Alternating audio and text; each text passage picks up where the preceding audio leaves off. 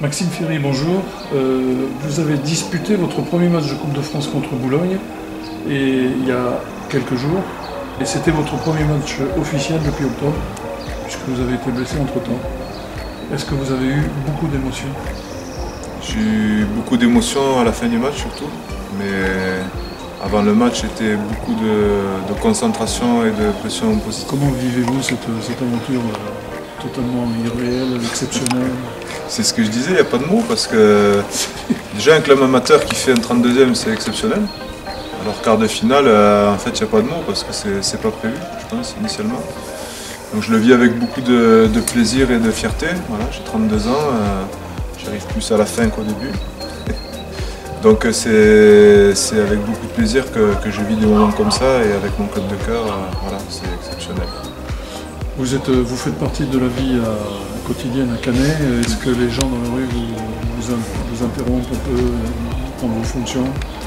Ça peut arriver. Voilà. C'est vrai que je suis à Canet au boulot, au foot, donc quelque part les gens me voient assez souvent et les gens savent que je joue au foot aussi, donc ça peut arriver que je sois interpellé quand ça va bien, mais quand ça va moins bien aussi. Donc voilà, les gens aiment le foot et le font savoir, mais voilà, en ce moment c'est plaisant parce que c'est souvent des gens qui sont fiers de nous et qui nous félicitent.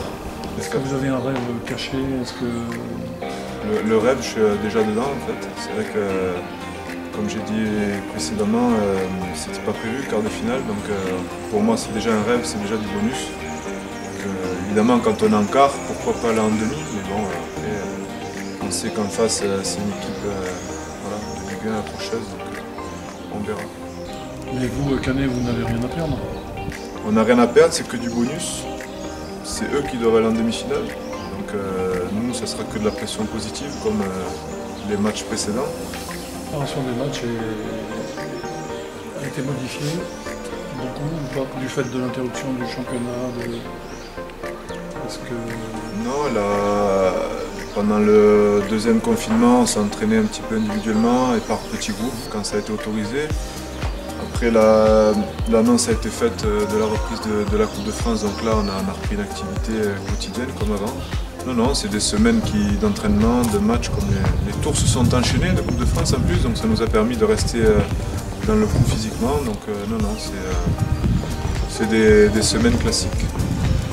On loue très souvent l'état d'esprit de cette équipe. On a l'impression que c'est une bande de copains qui n'ont peur de rien. C'est ça parce que je pense qu'on ne fait pas des parcours de Coupe de France en un état d'esprit, voilà, c'est un état d'esprit commun, j'ai envie de dire. Ceux qui ne jouent pas gardent leur frustration à l'intérieur, ça nous est tous arrivé, et c'est le groupe qui prime. Voilà, ce qui me rend fier moi de ce groupe, c'est qu'on a des garçons qui viennent un peu de tous bords, de partout en France, on s'est retrouvés cette année, et voilà, on tire dans le même sens avec un objectif commun, pardon. Voilà, donc il y a un véritable état d'esprit de guerrier et moi je suis très attaché à ça.